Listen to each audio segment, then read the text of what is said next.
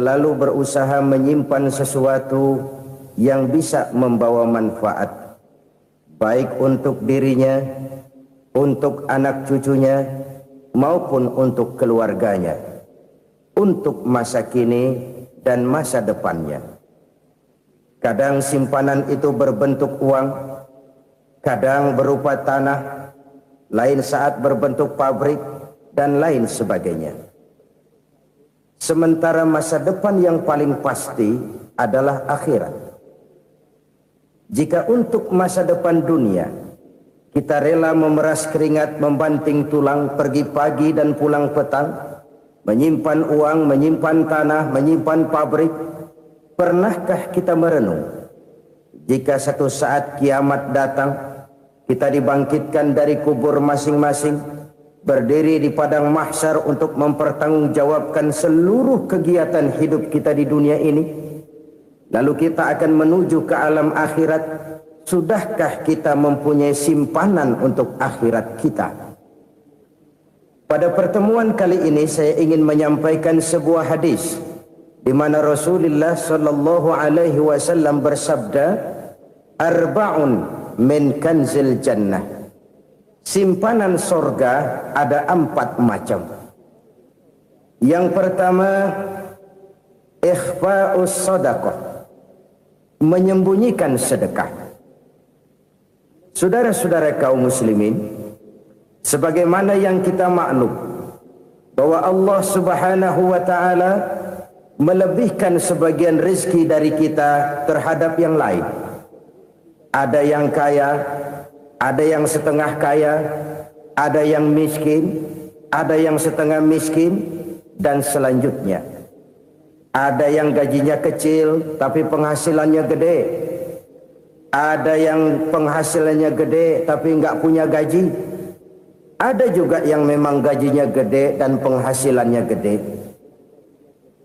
Kelebihan rezeki merupakan sunnatullah dan tidak harus membuat kita merasa lebih dari yang lain. Bahkan sebaliknya, kelebihan itu harus membuat kita ringan tangan untuk menolong mereka yang memang memerlukan pertolongan. Kalau saudara diberikan ilmu, maka pertanyaan akhirat cuma satu: ilmumu kau amalkan untuk apa? Kalau saudara diberikan umur yang panjang, pengadilan akhirat juga bertanya satu: umurmu kau habiskan di mana?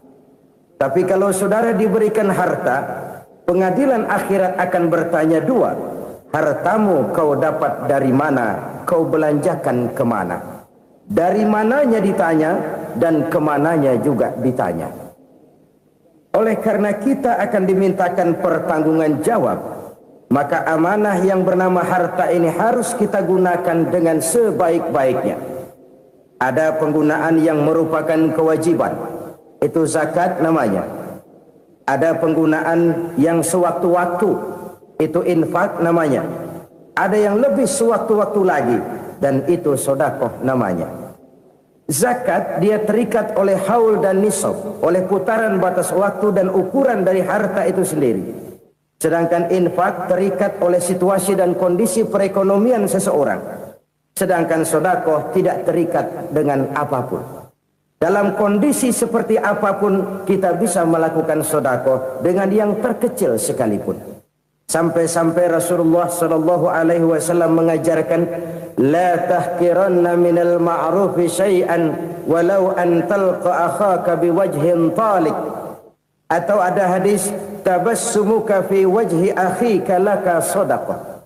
Senyumanmu kepada temanmu adalah sedekah.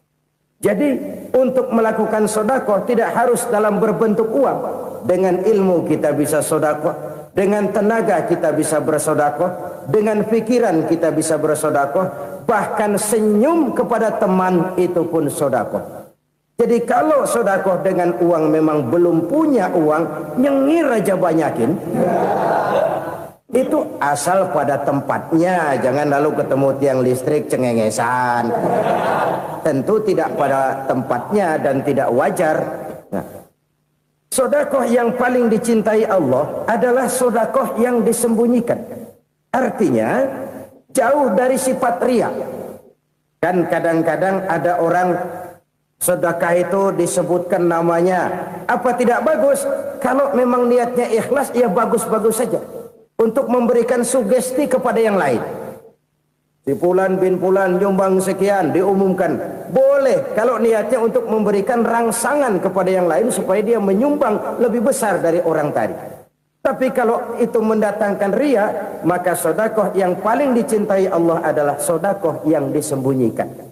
Tangan kiri saja tidak tahu apa yang diberikan oleh tangan kanan. Sedekah yang dilakukan dengan ikhlas akan merupakan perbendaharaan surga, tersembunyi dari pandangan orang lain, tidak seorang pun tahu. Karena memang sikap yang baik adalah melupakan kebaikan dan mengingat kesalahan. Itu salah satu ciri orang bahagia.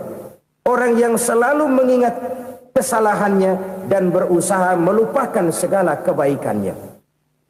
Kalau dia akan berada kebaikan, dia tidak bisa ikut, dia merasa rugi karena dia merasa belum pernah berbuat baik.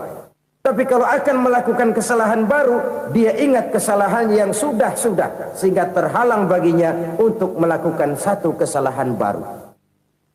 Demikianlah saudara-saudara, bahwa Allah melebihkan rizki sebagian kita dari yang lain, agar terjadi tolong menolong dalam kehidupan ini. Jadi kesenjangan yang nature, kesenjangan yang alami, itu sunnatullah. Ada yang kaya, ada yang miskin, ada yang kelas menengah. Nah, kenapa lalu sekarang kita berusaha mengentaskan kemiskinan? Oleh karena adanya kesenjangan struktural. Kalau yang kaya bisa semakin kaya, kenapa yang miskin tidak bisa naik jadi ikut sedikit kaya?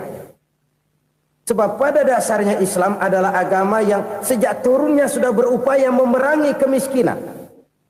Bahkan dikatakan kemiskinan itu mendekatkan kepada kekufuran. Orang kalau miskin udah dekat banget sama kafir. Gampang menjadi kafir. Berapa banyak saudara-saudara kita yang oleh karena soal perut, oleh karena soal materi, terpaksa meninggalkan dan menanggalkan akidahnya. Menjual petunjuk yang diberikan Allah dengan kesenangan dunia yang cuma sebentar ini. Na'udzubillah, thumma na'udzubillah. Jadi makin kita sembunyikan satu sedekah, semakin banyak perbendaharaan kita di surga. Sedekah yang paling dicintai Allah adalah sedekah yang disembunyikan. Malahan ada seorang sufi, dia punya kebiasaan kalau pergi sholat Jumat dia bawa uang, itu uang dia taruh di bawah tikar masjid. Dia niat sedekah kepada siapa saja yang nemuin itu duit. Maksudnya apa? Supaya yang nemuin nggak tahu siapa yang punya duit. Demikian dia saking ingin menyembunyikan sedekahnya. Karena sifat riya itu bisa memakan amal kita sendiri. Riya itu termasuk menyebut-nyebut kebaikan kita. Orang yang suka nepuk dada, sedikit-sedikit ngitungnya kalau nggak gua. Tuh kalau nggak gua tuh. Tuh yang belas itu kalau nggak gua, kalau nggak gua. Iya kalau nggak lu kenapa emang? Orang yang suka menepuk jasad. Tuh biasanya memang begitu saudara-saudara. Kalau perang lagi berkecamuk, orang nggak sempat ngaku jadi pahlawan. Tapi begitu perang selesai, yang kagak kenal bedil ngaku pahlawan, mas. Itu sesuatu yang biasa. Oleh karenanya, orang-orang yang ikhlas dalam bersedekah, disembunyikannya sedekah itu, Allah cinta betul. Malahan ada hadis memberikan jaminan, inna sedaqatal mar'il muslimi tazidu fil umri wa tadfa'u mitatas su'i. Sesungguhnya sedekahnya seorang mukmin tazidu fil umri, bisa menambah umur panjang.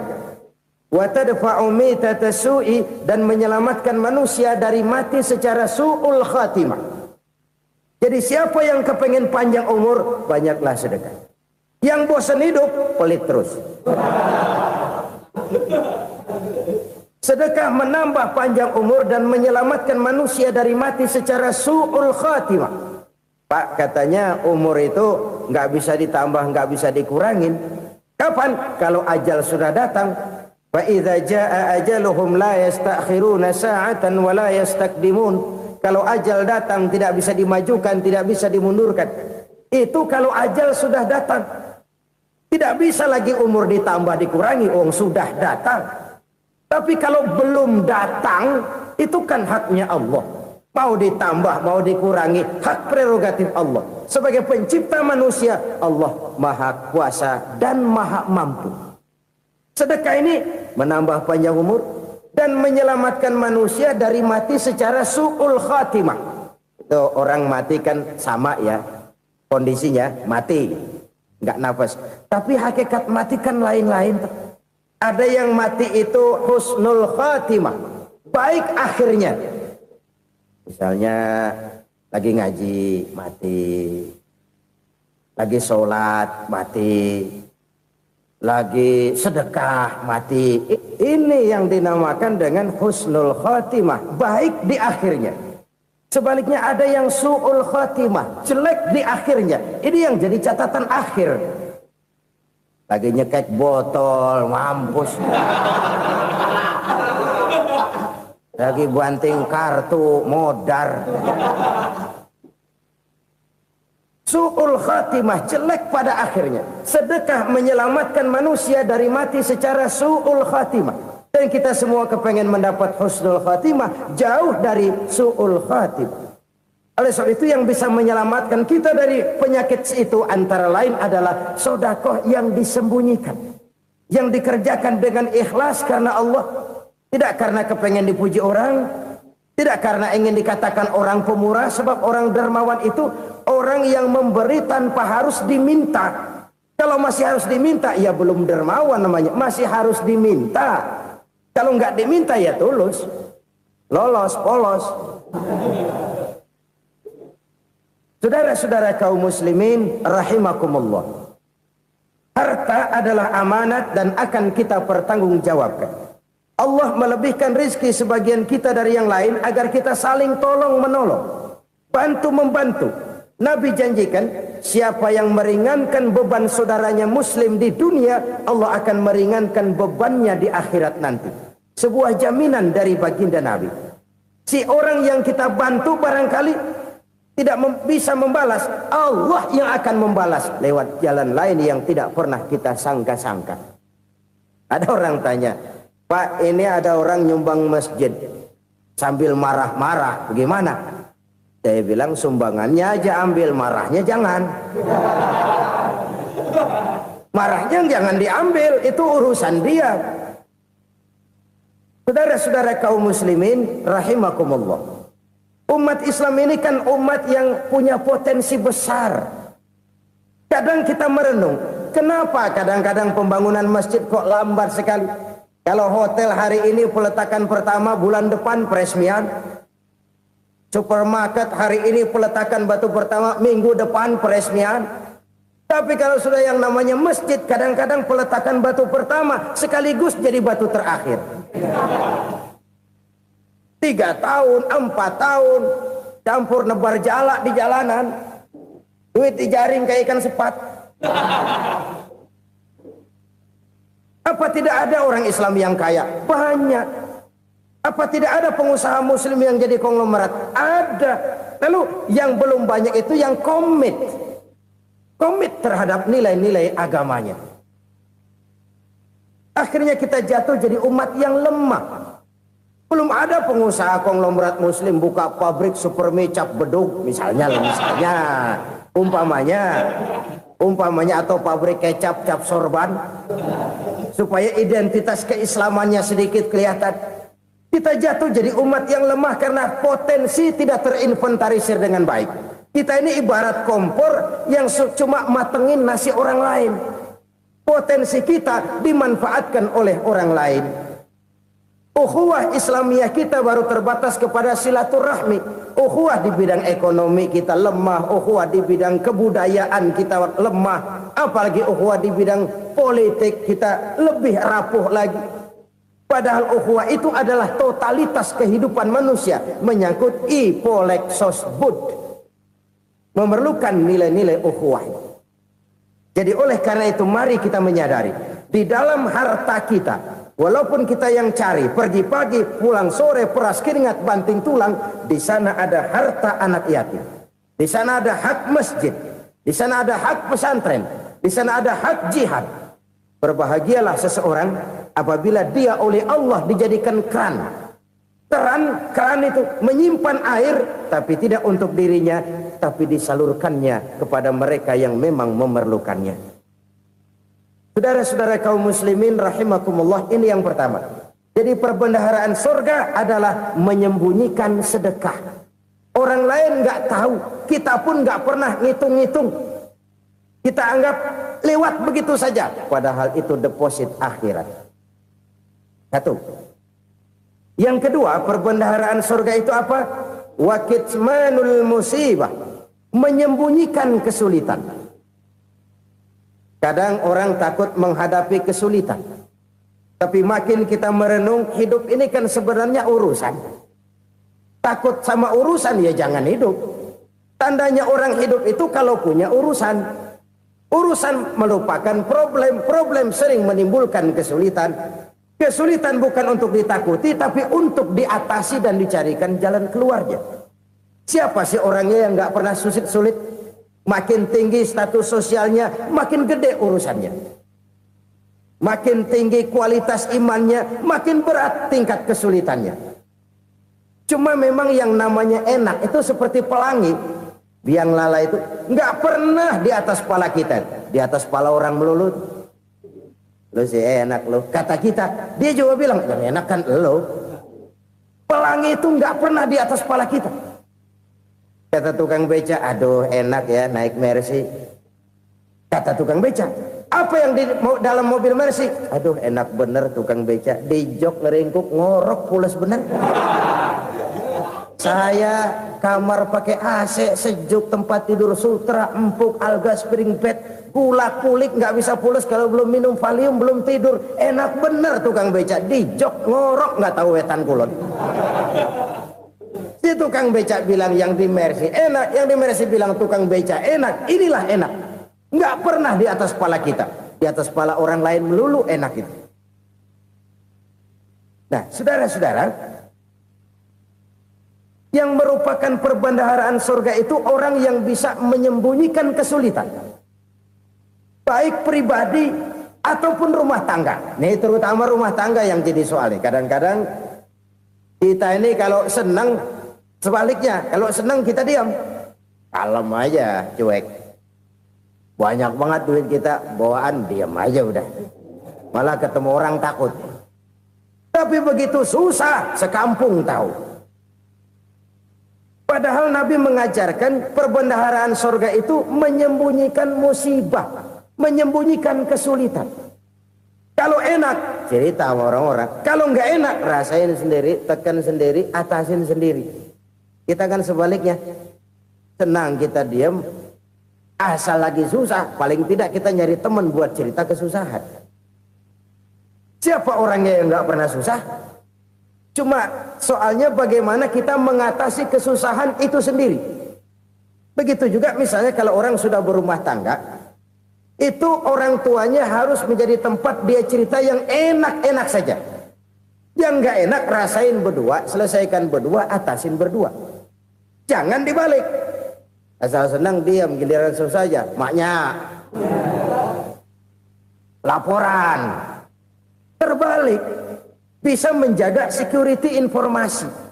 Maka nama bayam keluar diam, malah seluitan. Enak amat lo makan daging ayam. Security informasi. Saudara-saudara kaum muslimin rahimakumullah. Ujian yang terberat itu yang pernah diberikan kepada para nabi, para rasul, para aulia, para ulama. Makin tinggi keimanan, makin berat bentuk kesulitan. Ayo saya kemukakan satu contoh saja. Ada seorang nabi yang kaya, nabi kaya, namanya Nabi Ayub. Iblis kalau orang begini kan keki, ibadahnya rajin, kaya. Nah, yang kayak begini susah digodain. Kalau ibadahnya rajin, miskin, kali bisa disogok. Sini imannya mantap, ibadahnya rajin, kaya, nabi lagi. Oh, tapi namanya iblis nggak kurang akal. laporan, Tuhan, kenapa Les? Ya ini bahasa saya, bahasa Qur'annya sih nggak gitu. Itu hambamu yang namanya Ayub, dia rajin ibadah cuma karena dikasih kaya aja. Coba kasih miskin dia, berhenti dia sembahyang. Ah, kamu bisa aja. Saya tahu Ayub itu hambaku yang ikhlas. Saya buktiin Tuhan, silahkan. Dibuktiin lah, iblis turun ke alam ini. Yang mula-mula dia lakukan, dia rusak sawah ladang Nabi Ayub. Dia binasakan binatang ternak Nabi Ayub. Sehingga dalam waktu singkat, jatuhlah Nabi Ayub dari orang paling kaya jadi orang paling miskin. Beliau masih ibadah di mihrab dalam masjid. Datang iblis. Saudara Ayub, ya. Lagi ngapain? Ibadah. Nyembah Allah, nyembah Allah. Oh, percuma. Kenapa? Tuhan yang ente sembah nih, dia udah bikin miskin ente. Sawah ladang ente hancur lebur, binatang ternak binasa. Sekarang ente jadi orang paling miskin. Ngapain nyembah Tuhan kayak begitu? Tekor. Udah berhenti dah ibadah, berhenti ibadah. Ini iblis sama Tuhan laporannya lain, yang dikerjakan kepada Nabi Ayub juga lain. Benar begitu iblis kata Nabi Ayub? Iya, sawah ladang saya habis, buras. Binatang ternak saya binasa, binasa. Saya miskin, bangpak. Apa jawab Nabi Ayub? Bukan innalillahi, ini hebat.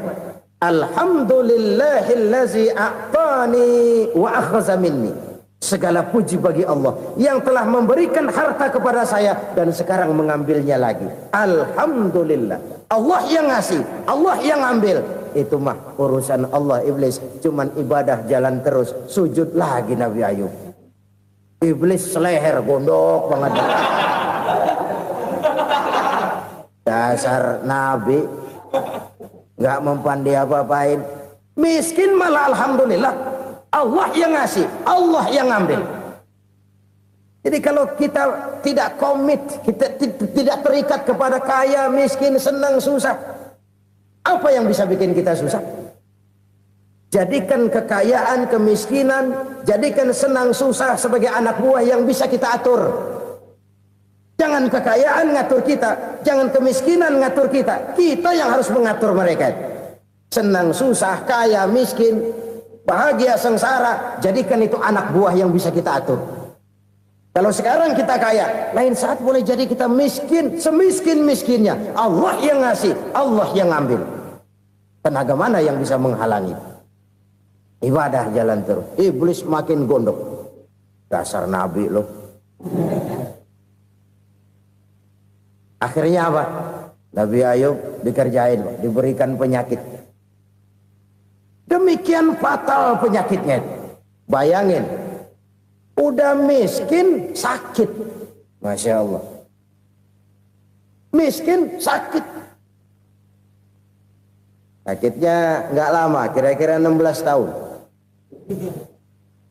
Istrinya 3, 2 mental minta ceraiin. Ngerawatin laki bengek begini. Senang belum tentu, susah udah pasti nih. Cerai aja, cerai dah. Cerai. Tinggal satu Siti Rahmah yang setia menemani beliau. Sesetia-setianya hati perempuan.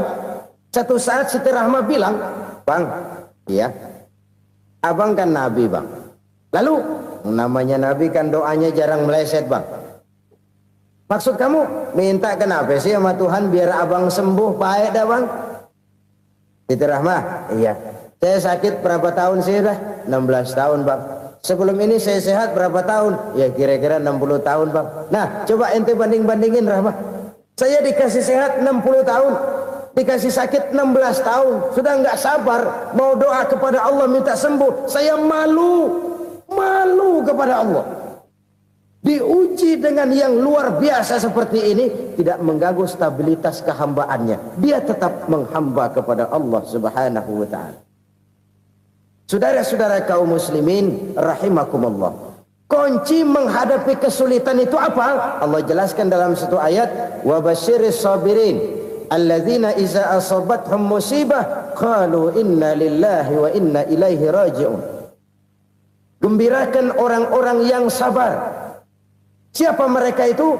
yang apabila mendapat musibah mereka kembali kepada keyakinan dasar segalanya dari Allah dan segalanya akan kembali kepada Allah. Ini konsepsi dasar dari sikap muslim dalam menghadapi berbagai kesulitan. Segalanya dari Allah, segalanya akan kembali kepada Allah. Kalau ini sudah kondisi dasarnya, maka kita akan lapang menghadapi kenyataan bagaimanapun pahitnya. Apakah itu namanya miskin, apakah itu namanya sakit, bahkan maut sekalipun. Maut sekalipun. Segalanya dari Allah, segalanya akan kembali kepada Allah. Ini sikap hidup, bukan sekedar ucapan. Kita kadang-kadang menjadikannya sebagai ucapan. Mulutnya sehingga berhenti, innalillahi wa inna ilaihi rajiun, tapi nangisnya terus gerung-gerungan. Bukan itu, ini kesadaran moral. Kalau segalanya dari Allah, segalanya kembali kepada Allah, kan sebenarnya cuma nunggu giliran. Hari ini saya nyembayangin dia, entah hari apa saya disembayangin orang.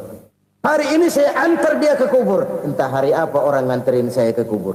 Hari ini saya tahlilkan dia, entah nanti kapan orang tahlilkan saya. Segalanya dari Allah, segalanya akan kembali juga kepada Allah. Oleh sebab itu saudara-saudara, kesulitan bukan untuk ditakuti. Kesulitan justru untuk diatasi, dicarikan jalan keluarnya. Dan tidak ada orang yang tidak pernah mendapat kesulitan. Tidak ada. Semakin tinggi status sosial, semakin tinggi kualitas keimanan, semakin besar juga tingkat kesulitan. Hanya saja bagaimana cara kita mengatasinya. Dan Al-Quran menyatakan, inna ma'al usri yusra. Di balik kesulitan itu pasti ada kemudahan. Roda itu berputar. Karena itu Rasulullah sallallahu alaihi wasallam mengingatkan kepada kita, ta'arraf ilallahi firraha ya'rifka fisyiddah. Ingatlah kepada Allah di waktu kamu senang, supaya Allah ingat kepada kamu di waktu kamu susah. Kalau waktu senang kita ingat kepada Allah, kita susah, Allah tidak akan meninggalkan kita. Tapi kalau waktu senang kita jauh dari Allah, sujud tidak sempat, dengan masjid jauh, ketika senang kita lupakan Allah. Nanti begitu kita susah, Allah lupakan kita. Dan itu menyakitkan. Oleh karena itu orang-orang tua kita dulu bilang, kalau lagi sehat ingat-ingat lu bakal sakit nanti. Kalau lagi kaya ingat-ingat satu saat kita bakal jatuh miskin. Bahkan kalau lagi muda ingat-ingat kita bakal tua. Dan yang terpenting, kalau lagi hidup ingat-ingat kita bakal mati. Saudara-saudara kaum muslimin rahimakumullah. Jadi yang kedua yang merupakan perbendaharaan surga, menyembunyikan musibah. Saudara-saudara kaum muslimin rahimakumullah. Hal ketiga yang merupakan perbendaharaan surga adalah wasilatur rahmi. Orang yang suka bersilaturahmi. Sebagaimana yang kita maklum bahwa manusia adalah makhluk yang disebut zon politika. Makhluk sosial yang tidak mungkin hidup sendiri-sendiri. Betapa dan siapapun kita memerlukan orang lain.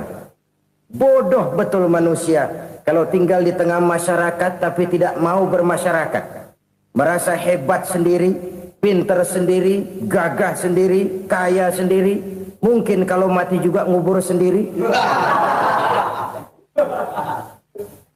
Jangankan kita di sini, di sorga saja Nabi Adam waktu sendirian bengong melulu, mondar mandir. Allah tegur dam sepi dam. Ya ini kalau bahasa saya.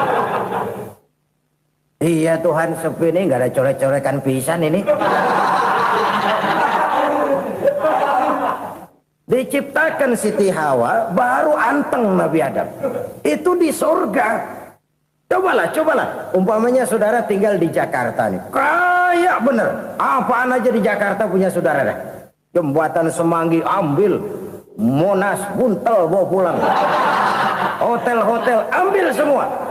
Cuman tinggal di Jakarta sendirian, apa enaknya? Betapa dan siapapun kita perlu orang lain. Tidak ada seorang pun yang bisa memenuhi kebutuhan hidupnya secara sendiri-sendiri. Nah, Islam telah menyelamatkan manusia dari ras diskriminasi. Mengikat manusia dengan persaudaraan yang berlandaskan kepada akidah. Karena itu dianjurkan bersilaturahmi. Bahkan Nabi menyatakan, man arada ayyubsata lahu fi rizqihi wa yunsa'a fi atharihi falyasil rahimah. Siapa yang kepengen diluaskan rezekinya dan dipanjangkan usianya, banyaklah ia bersilaturahmi. Siapa yang kepengen dimudahkan rezekinya, hendaknya ia banyak bersilaturahmi. Kalau banyak teman, kesulitan kan paling tidak ada tempat cerita. Udah susah, sendirian kita pikirin diri, nggak ada tempat tukar pikiran. Cepet banget sama bengek. Dilawan sendiri. Nah, secara makro kita bisa berkata, tidak mungkin ada kemenangan kalau tidak ada kekuatan. Tidak ada kekuatan kalau tidak ada kesatuan dan persatuan. Tidak mungkin ada kesatuan dan persatuan tanpa semangat silaturahmi. Kalau umat Islam mau menang, dia harus kuat. Kalau umat Islam mau kuat, dia harus bersatu. Kalau umat Islam mau bersatu, dia harus membudayakan silaturahmi ini. Bahkan sampai-sampai kata Nabi, kalau bisa cari nilai tambah. Apa? Silman qata'ak. Bersilaturahmilah kau kepada orang yang marah denganmu. Masya Allah, indahnya ajaran agama kita. Orang yang marah pun kepada kita, kata Nabi, kalau bisa bersilaturahmilah kepadanya. Kepada orang yang marah itu. Di situ nilai tambah. Cuman jujur nih hadis, ngucapinnya gampang, ngamalinnya yang berat banget. Orang marah sama kita, kita disuruh silaturahmi. Ada apa malu? Lu marah, ada gua marahan lagi. Tunggu pikirin. Saudara-saudara kaum muslimin rahimakumullah. Tapi ini yang diajarkan, bahkan ini yang dicontohkan oleh baginda Rasul. Bagaimana begitu mudah, misalnya satu saat Abu Jahal ini ngatur strategi bagaimana bikin Muhammad celaka. Dia gali lubang di depan tempat tidurnya. Dia tutupin daun korma. Terus dia panggil seseorang, ke sini. Kasih tahu Muhammad, pamannya sakit keras, minta ditengokin. Berangkat orang ini ke sana. Muhammad, labbaik. Pamanmu sakit keras, dia minta ditengokin. Baik, saya akan datang menjenguk beliau. Berangkatlah Nabi ke rumah Abu Jahal tanpa prasangka apapun. Abu Jahal udah pasang setil, selimut 3 rangkap setengah dia pakai, persis kayak orang meriang. Tapi sembari ngintip dari balik selimut, begitu Muhammad buka pintu, nah masuk perangkap nih. Muhammad jalan menuju tempat pembaringan. Makin lama makin dekat, makin lama makin dekat, makin dekat ke lubang yang dipasang oleh Abu Jahal itu. Dalam hati Abu Jahal, terus dah jatuh, mampus dah lo ini. Mampus lo hari ini nih. Apa yang terjadi? Malaikat Jibril datang. Muhammad, pamanmu cuma pura-pura sakit. Di depan tempat tidurnya ada lubang perangkap supaya kamu jatuh ke situ. Sudah, kamu pulang. Balik kanan Nabi. Sudah hampir jatuh ke lubang, balik kanan, pulang. Bayangin kecewanya Abu Jahal. Muhammad dikit lagi, Muhammad dikit lagi. Enggak paman, saya pulang aja. Emosi bangun dari tempat tidur, enggak sadar kalau lagi pura-pura sakit. Lompat ngejar Nabi, dia lupa dengan lubang yang dia gali. Usrak, nyemplung sendiri ke dalam lubang.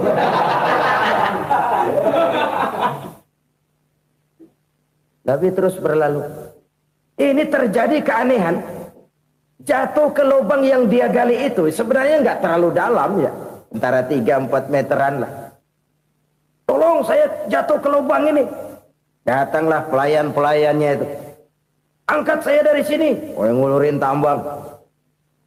Satu gulung, belum juga nyampe itu tambang. Kurang, beli lagi ke warung. Sambung, ulur lagi, nggak juga bisa sampai. Wah, ini kerjaan Muhammad ini. Tolong, siapa salah seorang kamu ke rumah Muhammad, kasih tahu encangnya kecebur. Minta ditolongin. Sampaikan kepada Rasul. Kenapa? Pamanmu jatuh ke lubang, Muhammad minta tolong diangkatin. Tambang udah nyambung-nyambung nggak nyampe juga. Ya, nanti saya datang, saya tolong. Coba. Nyata-nyata orang berniat jahat mau mencelakakan dia. Datang dia menolong. Ini yang disebut air tuba dibalas air susu ya ini. Bukan sebaliknya. Air tuba dibalas air susu. Paman, kecebur ya? Iya Muhammad, tolong ini. Pegang tangan saya. Nabi ulurkan tangannya. Nyampe. Dipegang oleh Abu Jahal. Diangkat ke atas. Sampai atas. Apa kata Abu Jahal? Sihirmu memang hebat Muhammad. Udah ditolongin dikata sihir. Yang enak kita kemplang kan itu orang begitu. Urusan apa? Tapi inilah akhlak. Kalau bisa kamu bersilaturahmilah dengan orang yang marah kepadamu sekalipun. Orang marah kita tetap baik. So, kalau kita berbuat baik sama orang yang memang baik, rasanya sih biasa-biasa aja. Orang baik kita baik lagi, ya draw aja, belum ada nilai tambah di situ. Baru ada nilai tambah kalau kita bisa berbuat baik kepada orang yang nyakitin kita. Itu namanya kita setingkat di atas dia. Dia sakitin kita, kita berbuat baik sama dia. Dia pelit sama kita, kita baik sama dia. Dia marahin kita, kita deketin dia. Di situ kita punya nilai tambah. Jadi siapa yang ingin diluaskan rezekinya kata Nabi dan dipanjangkan umurnya, hendaklah ia banyak-banyak bersilaturahmi. Sederhana sebenarnya silaturahmi. Tapi silaturahmi membangkitkan semangat kesatuan dan persatuan. Kesatuan dan persatuan melahirkan kekuatan. Dalam matematika, 1 ditambah 1 pasti 2. Tapi di tengah masyarakat, 1 orang takut ditambah 1 orang takut, hasilnya jadi 2 orang setengah berani. Kenapa setengah berani? Karena udah berdua. Tadi pan takut sendirian. Kalau dia kumpul turu-turu takut lah jadi berani. Kita yang lemah, kita yang tidak berdaya, kita yang miskin, kalau mau kompak bersatu, apa yang nggak bisa kita kerjain? Apalagi tinggal di kota besar, pilihan cuma 2, bertahan atau minggir. Bertahan atau minggir. Untuk bisa bertahan harus mampu bersaing. Untuk mampu bersaing harus punya keahlian. Keahlian harus ditunjang dengan pendidikan. Ditambah oleh kekompakan sebagai umat. Udah miskin mencar mulu, orang injek kita. Orang nggak pandang urusan apa yang malu. Oleh karena itu silaturahmi pada hakikatnya merupakan roh dari ukhuwah yang diajarkan oleh agama kita. Bagaimana Islam menyelamatkan masyarakat manusia dari ras diskriminasi, mengikat manusia, dan tidak ada persaudaraan yang lebih indah selain persaudaraan yang diikat dengan nilai-nilai akidah. Sepanjang orang di jalan Allah, itulah saudara kita. Keluar dia dari jalan Allah, selesailah persaudaraan sampai di situ. Karena itu, kalau ingin menyimpan sesuatu di surga, banyaklah bersilaturahmi. Datang ke rumah ini, datang ke rumah itu, dan lain sebagainya. Itu simpanan kita di akhirat nanti. Ini yang ketiga. Saudara-saudara, yang keempat, perbendaharaan surga itu apa? Wa qawlu la hawla wa la quwwata illa billah. Ucapan la haula wa la quwwata illa billah. Ibadah kan ada yang berat, modalnya besar. Bangun masjid berat, modalnya besar. Bangun rumah sakit berat, modalnya besar. Ada ibadah yang berat tapi modalnya ringan. Misalnya puasa. Puasa itu berat, mengendalikan nafsu. Kalau sekedar nggak makan nggak minum sih enteng, mengendalikan nafsu itu jihad terbesar. Tapi kan modalnya ringan, cuma niat saja. Ini ibadah berat, modalnya ringan. Ada ibadah yang ringan, modalnya juga enteng. Seperti termasuk ucapan la haula wa la quwwata illa billah. Tanpa sadar, la haula wa la quwwata illa billah, nyelengin tuh di surga. Nyelengin, kita nggak terasa, nyelengin simpenan akhirat. La haula wa la quwwata illa billah, nyimpan lagi. Kaget, la haula wa la quwwata illa billah, nyimpan lagi. Banyak simpenan. Walaupun sebenarnya yang dimaksud di sini adalah kesadaran batin bahwa tidak ada daya dan kekuatan kecuali Allah. Itu intinya. Kita memulai pekerjaan disunahkan baca bismillah, kan begitu. Apa itu? Kesadaran moral. Bahwa ini saya bisa kerjakan. Saya kerjakan ini dengan menyebut nama Allah. Kenapa? Kalau Allah tidak memberikan daya dan kekuatan, mana mampu saya kerjakan ini. Maka saya kerjakan ini dengan menyebut nama Allah. Bismillah. Kesadaran moral. Manusia hanya wajib berusaha, tapi nggak pernah wajib berhasil. Banyak hal-hal yang kalau kita renungkan secara rasio nggak mungkin. Tapi jadi kenyataan. La haula wa la quwata illa billah. Tidak ada daya dan kekuatan kecuali bagi Allah semata-mata. Kesadaran moral akan kelemahan dan keterbatasan makhluk bernama manusia.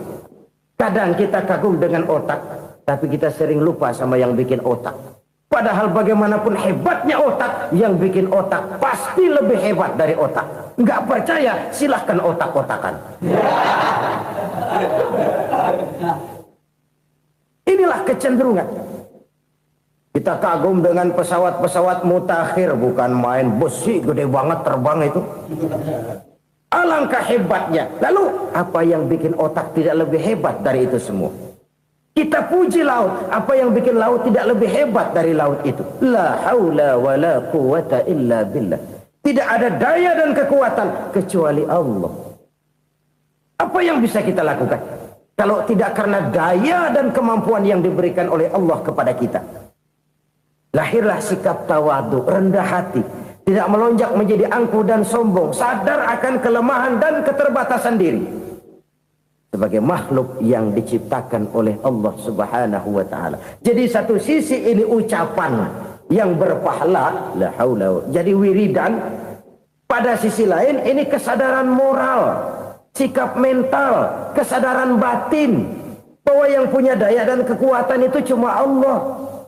Kita nggak pantas untuk sombong, sebab sombong itu pakaiannya Allah. Kita nggak sedang pakai pakaian Allah, kegedean. Dan makin kita renungi, makin terbentur. Apa sih yang bisa kita sombongin? Kita mau sombong apa? Kaya, pintar, itu kan semua relatif. Di atas langit masih ada langit lagi. Jadi oleh karenanya, marilah kita menyadari. Manusia hanya wajib berusaha, tapi tidak pernah wajib berhasil. Yang berusaha saja tidak wajib berhasil, apalagi yang tidak berusaha. Islam bukan agama orang pemalas yang selesai sholat lalu ngelohom, nggelenggem ayem-ayem. Tapi Islam bukan agama orang sombong yang setelah berusaha lalu tidak memerlukan Allah. Kita bisa saja bikin proyeksi, tahun sekian kita bakal panen besar menurut perhitungan otak. Tapi ada kejadian lain. Apa? Tikus ngambek. Habis itu dimakanin tikus, panen gagal. Proyeksi rasional gagal oleh tikus-tikus yang ngambek itu. Bisa saja terjadi. Tahun depan kita panen besar, urung. Kenapa? Musim panas panjang. Dan sekarang ini koran-koran bikin berita musim mengalami penyelewengan. Bukan cuma manusia yang nyeleweng sekarang. Musim pakai nyeleweng. Mestinya kan musim hujan udah selesai, masih hujan-hujan juga. Musim. Nah sekarang kita boleh bikin proyeksi, kita bakal panen besar. Tahu-tahu musim panas panjang, sawah retak, air kering. Cari teknokrat yang paling botak, suruh pendekin tuh musim panas. La haula wa la quwata illa billah. Inilah kesadaran moral. Saudara, saya teringat satu saat ada seorang konglomerat. Umurnya ya kira-kira 70-an. Satu saat dia ditanya oleh wartawan, "Pak, umur Bapak berapa sih?" "Ya paling 10 tahun." 10 tahun? 10 tahun? Anak Bapak berapa orang? Satu. Satu saja? Satu. Harta Bapak berapa? Ya paling-paling bangsa 7 juta kali. 7 juta? Iya. Pak, kenapa Bapak bohongi saya? Bapak punya buku biografi. Koran-koran, majalah-majalah banyak memuat cerita riwayat hidup Bapak. Saya tahu umur Bapak 70. Kenapa bilang cuma 7 tahun? Saya tahu anak Bapak 8. Kenapa cuma bilang 1? Saya tahu harta bapak miliaran, mungkin triliunan, pabrik di mana-mana, bank di mana-mana. Kenapa bilang uang bapak cuma 7 juta? Nah, kata si konglomerat tadi, kamu benar nak, kamu benar. Umur saya kalau jumlahnya memang 70 nak. Cuman ingat-ingat saya, baru 7 tahun terakhir ini saya sujud. Baru 7 tahun terakhir ini saya berusaha dekat dengan Allah. Saya laksanakan perintahnya, saya jauhi larangannya. 7 tahun inilah rasanya yang ada nilainya di hadapan Allah. Yang 63 tahun matong, kelabu, kelem umur gue. Habis untuk maksiat, untuk munkarat. Maka ketika ditanya tadi, umur saya 7 tahun itu. Oh begitu Pak. Oh iya. Lalu anak Pak. Anak bapak kan 8. Kenapa bilang cuma 1? Nah, kalau jumlah hitungannya memang anak saya 8. Tapi dari 8 orang ini rasanya cuma 1 nih. Yang bakal jadi buah hati, belahan jantung. Pelanjut cerita, penerus sejarah. Bakal jadi anak soleh yang akan mendoakan saya. Cuma 1 rasanya anak saya ini yang bakal jadi buah hati saya. Besar-besaran saya. Yang akan mendoakan di kubur saya. Yang akan mendoakan di akhirat saya. Yang 7 orang mana? Masya Allah, yang 1 tenggeng, yang 1 nyekek botol mulu, yang 1 nggak karu-karuan. Makanya saya bilang 1 anak saya yang akan bisa mendoakan saya. Oh begitu Pak. Iya. Nah harta Pak, harta bapak kan triliunan, pabrik bapak di mana-mana, uang bapak hampir di tiap bank-bank besar. Kenapa bilang cuma 7 juta? Betul kau nak. Harta saya kalau jumlahnya memang miliaran, triliunan mungkin. Tapi yang saya ingat baru 7 juta tuh yang saya belanjakan di jalan Allah. Saya nyumbang masjid, saya santuni yatim piatu, saya bantu pembangunan pesantren, saya bantu pembangunan rumah sakit Islam. Itu yang akan saya bawa pulang ke akhirat, yang 7 juta itu. Yang triliunan itu nanti akan diperebutkan oleh anak-anak saya sebagai waris saya. Jadi harta saya 7 juta itu yang bakal nemenin saya di akhirat. Yang akan saya bawa pulang jadi teman saya. Saudara-saudara kaum muslimin, jangan-jangan orang tua itu adalah kita-kita ini. Jangan-jangan kita-kita ini adalah orang tua itu. Jangan-jangan itu potret dari diri kita masing-masing. Dari sekian umur yang diberikan Allah, berapa tahun yang ada nilainya di hadapan Allah? Dari sekian anak-anak yang merupakan amanah, berapa yang akan mendoakan kita sebagai orang tuanya menjadi anak soleh? Dari sekian banyak harta yang diberikan Allah, berapa yang akan kita bawa pulang menghadapnya nanti, yang kita belanjakan di jalan Allah? Ini sebuah potret kehidupan. Karena itu kita kembali kepada la haula wa la quwwata illa billah. Kita wajib berusaha, kita wajib berikhtiar. Selebihnya, segala daya dan kekuatan hanya milik Allah saja semata-mata. Satu kesadaran batin dari setiap pribadi muslim. Setelah ia berusaha dan berikhtiar, ia menyerahkannya kepada Allah Subhanahu wa ta'ala. Jadi, satu sisi ini merupakan wiridan ucapan yang mengandung pahala. Pada sisi lain, ini merupakan sikap batin dari seorang muslim di dalam ia menghadapi realitas kehidupan ini. Saudara-saudara kaum muslimin rahimakumullah. Kalau ini kita jadikan satu basis kehidupan, maka ini akan menyelamatkan manusia dari kemungkinan tergelincir menjadi orang yang lupa diri dan lupa darat. Sebab itu Imamul Ghazali berpesan, jadidis safinah fa innal bahra amiq. Wa khuziz zad fa inna safara ba'id wa khaffifil hamla fa innal hamla sadid. Perbarui selalu kapalmu karena lautan sangat dalam. Bawa bekal yang banyak karena perjalanan ini sangat jauh. Ringankan beban karena kebanyakan beban akan menyakitkan. Alangkah indah kalimat ini, alangkah dalam makna yang terkandung di sana. Perbarui selalu kapalmu karena lautan sangat dalam. Apa artinya ini? Jaga mentalmu baik-baik. Pelihara imanmu baik-baik. Karena hidup penuh cobaan. Seperti lautan. Kita kalau berlayar di lautan kan kadang-kadang tenang. Angin bertiup sepoi-sepoi basah. Jika malam datang bintang gemintang bertabur menghias cakrawala. rembulan memantulkan sinarnya dengan indah. Dalam keadaan begitu berlayar enak. Tapi lain saat ombak menggunung, halilintar menyambar, angin topan bertiup. Berapa banyak sudah saudara-saudara kita yang tenggelam di lautan dunia tanpa sadar bahwa dia belum sampai kepada pantai yang akan dituju. Berapa banyak sudah saudara-saudara kita yang tenggelam di lautan dunia ini tanpa sempat bangkit lagi. Dia menyangka sudah sampai kepada tujuannya. Hati-hati kapal jangan sampai bocor karena lautan sangat dalam.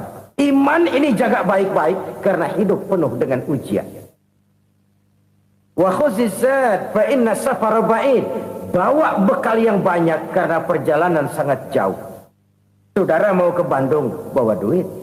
Saudara mau ke Surabaya, banyakan lagi duitnya. Saudara mau ke Mekah, gepokan, iketan tuh duit nggak lembaran lagi. Makin jauh perjalanan, makin banyak bekal yang harus kita bawa. Kalau saudara dari Jakarta mau ke Surabaya, kagak bawa duit berangkat juga, itu sih bukan berani namanya, nekat.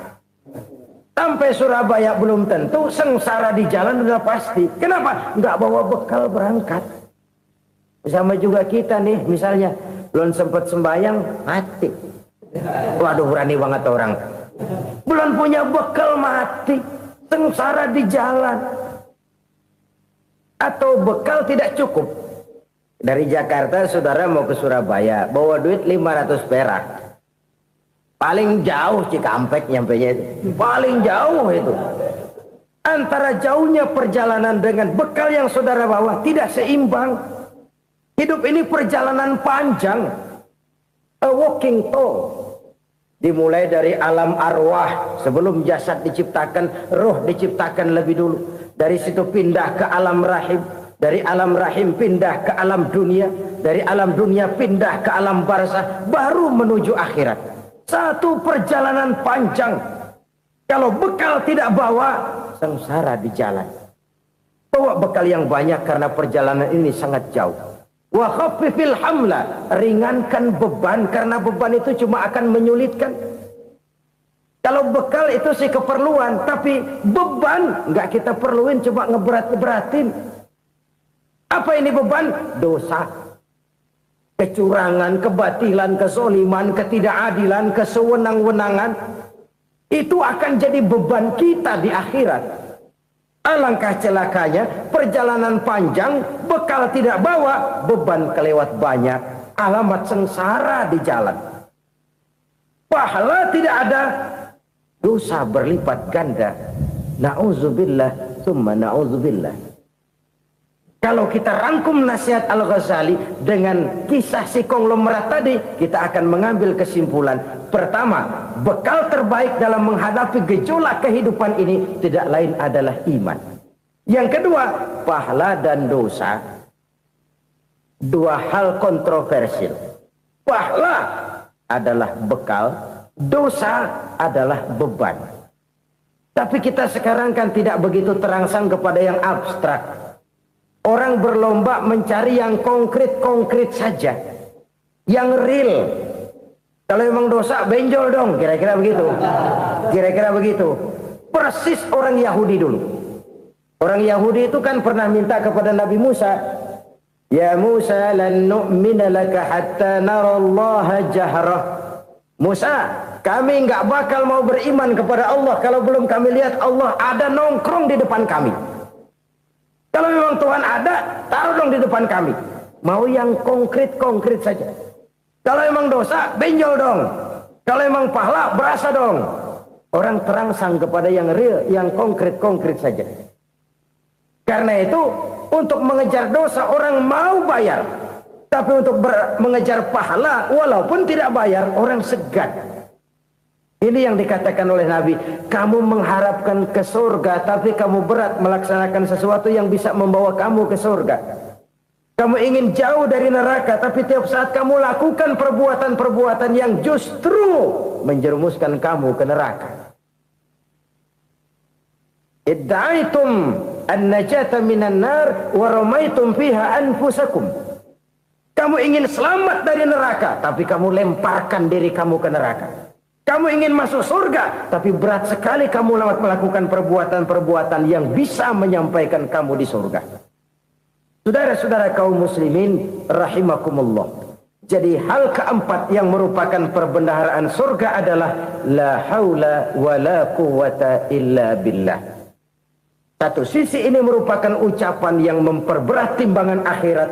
Pada sisi lain ini merupakan sikap hidup seorang muslim. Kesadaran batin yang sangat dalam bahwa tidak ada daya dan kekuatan kecuali Allah. Dan itu kita simbolkan pada saat memulai pekerjaan dengan Bismillah, dengan menyebut nama Allah. Satu kesadaran moral, saya hanya bisa melakukan ini karena diberikan daya dan kekuatan oleh Allah. Lahirlah sikap tawadu, rendah hati, tidak melonjak menjadi angkuh dan sombong.